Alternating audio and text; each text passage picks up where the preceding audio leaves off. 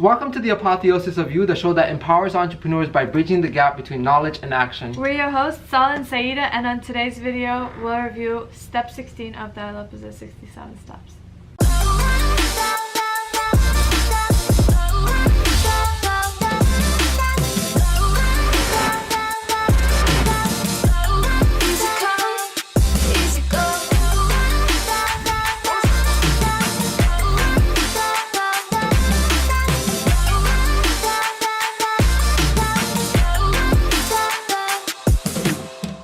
Lopez has been a wonderful mentor to us. He has read a book a day, he's done a TED Talk, he's even masterminded with some of the greatest and most successful minds on the face of the planet. He has taken all of this vast knowledge and distilled them into these 67 steps, these 67 frameworks to what he calls is the good life.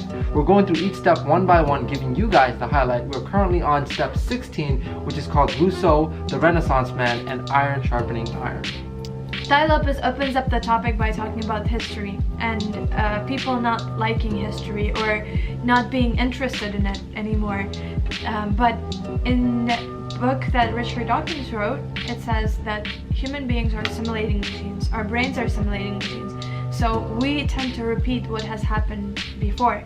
And if we were to read history, we know that history repeats itself. You know what's interesting about that is that it's said that we learn from our own mistakes, we learn from our own experiences, but we don't have enough time to make all the mistakes ourselves or have all the experiences ourselves. So we need to learn from others that have had these experiences, and that's what history teaches us, is the experiences of so many others, and we can learn from there, and we can have all of this knowledge to draw upon, because as you mentioned, history does repeat itself.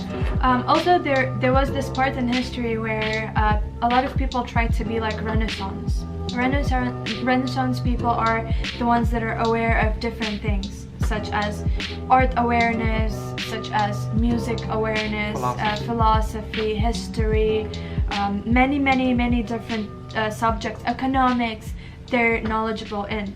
It's not just one specialty they have. They have lots of tools in their tool belt of knowledge and of things that they can do. And so I think the Renaissance perception has died out, and we are turning, because they used to be the celebrities. They used to be what was revered and looked up to. Exactly. And that's changed. Wouldn't you agree? Yes, that's true.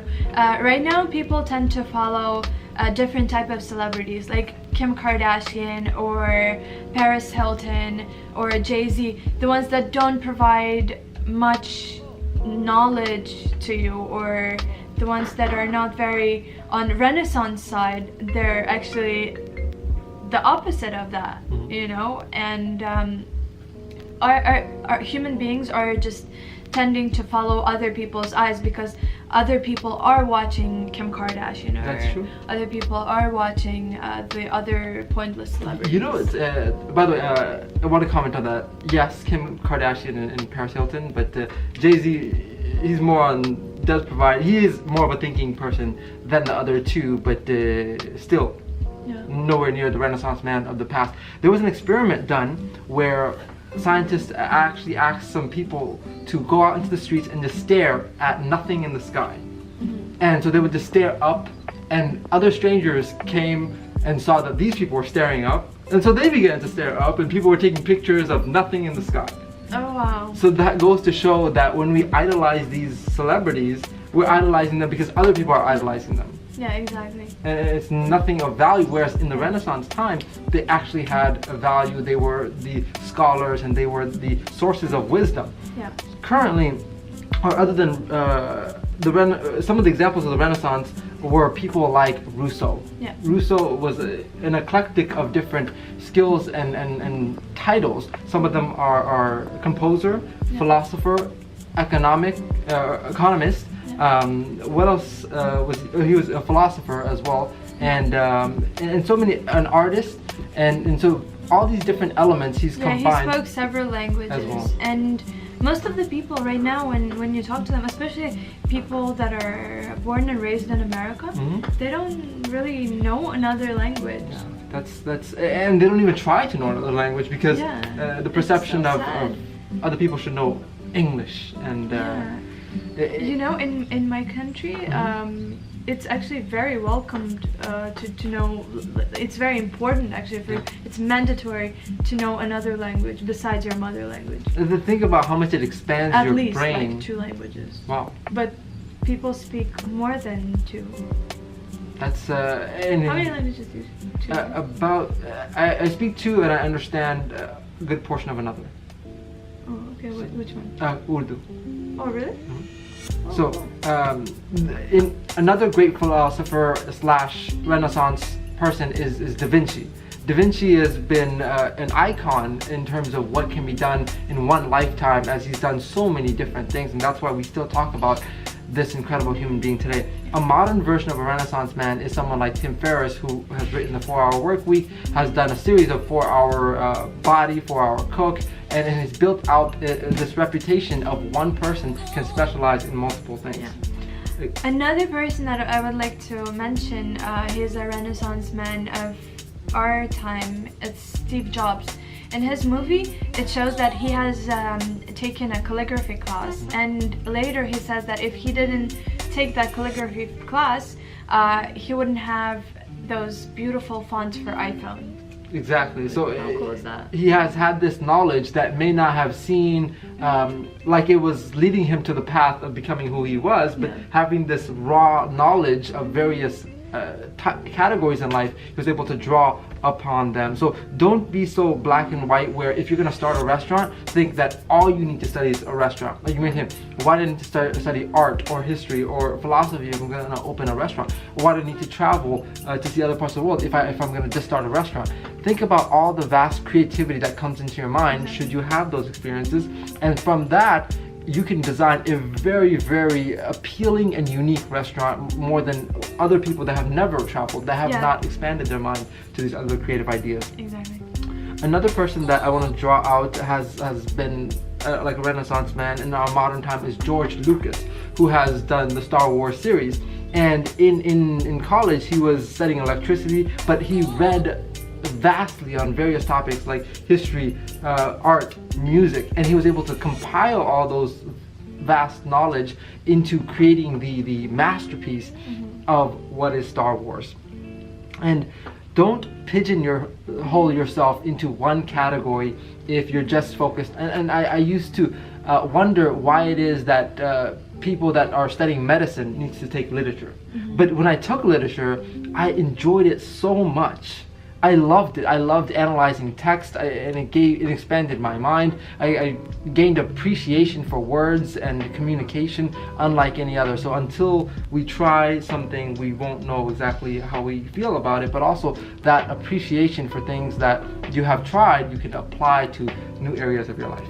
Thai says that he reads different categories of books in different times. For example, he reads for speed reading, he reads history, classics, books on health, and he says that Rousseau has read 200 different books before even writing one book. Imagine the amount of raw knowledge he had to put all these concepts together to write his own book. Also, another very, very key topic that I want to touch upon is imagine what that raw knowledge does in terms of being an interesting individual, being a wonderful conversationalist. We could draw upon these different examples that you've experienced or you read about and be able to integrate that into your conversation. A great example of that is if you've watched the movie Limitless, there was a part where Bradley Cooper, or the character, was actually talking to a bunch of people, and everyone was just paying attention to him because he had all this economic knowledge and about history, and talked about how I think Spain and the economy of that was being affected. And so you want to be very interesting. There might be someone that you meet in life that can open a door for you, but you might not be able to grab their attention or make an impression on them if you don't have an engaging conversation with them. And you can't be typical. You can't just talk about the weather. That's not going to lead you anywhere. You have to talk about things that intrigue them. So put that knowledge in your head. Use that to have wonderful conversations. Another area where people tend to find a lot of conversation topics are where two ecosystems meet. It's again called the edge effect, where two areas like a multicultural where art meets philosophy. There's a lot of topics about that. So if you find two categories of passion and find a way to link that, you'll find a very, very wonderful way of communicating with others and expressing your passion. There are people that have taken, their business love of something and their passion for it and combine those two into a very successful business. So take two areas that are not typically associated, bring them together, and final topic is iron sharpens iron. Surround yourself with intelligent friends and make sure that they push you to be greater and you push them to be greater as well. That's how we get to the apotheosis of ourselves. And I wanted to touch up on how to become a Renaissance man. I think it's a very interesting topic to talk about, and actually I think every single person has to have knowledge in at least 4 or 5 subjects, such as music, play at least one instrument, which I will be working on, and I think you should also. Yeah, my 2 instruments of interest are the piano and the violin. How about you? I like piano as well. I would love to learn how to play piano. I used to take piano classes before, but then I just stopped. It's been too long. Yeah, it's been too long. I love singing. So music awareness, 1. Language, at least 2 or more languages you have to know. We have to know. I will be working on my Spanish. What about you? Russian. Russian? You want to learn Russian? Yeah. Okay. Out Alright. 3rd is learning history, which I'm already doing. I am reading a lot of history books. Just read recently a history book. Yeah, finished an audiobook that is about history as well. So we have to have a sense of perspective with history, and then other things like literature, learning poems, and geography. Geography I'm very interested in. Actually, me and Sal were recently learning different continents, not the continents, but capitals of different yeah, we know the continents. Yeah, we do know.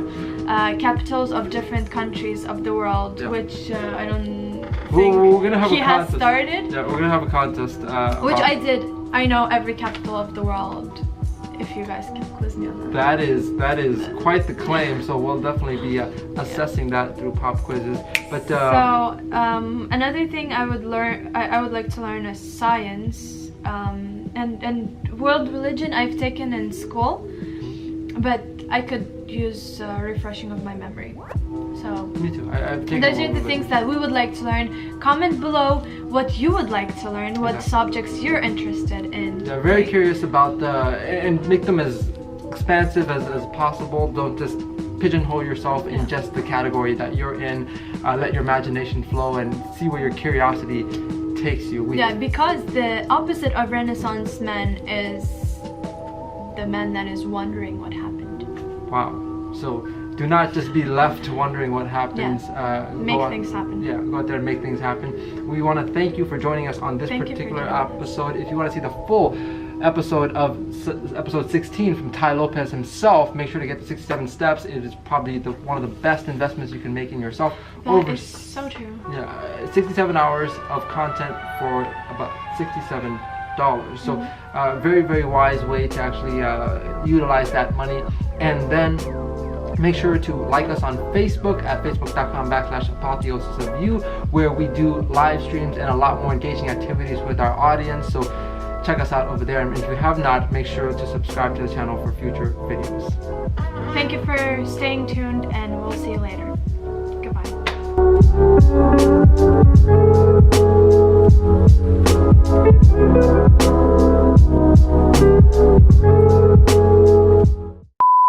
Oh, but I want to let you know, if we need to restart, or you feel like we need to restart, just Pinch you.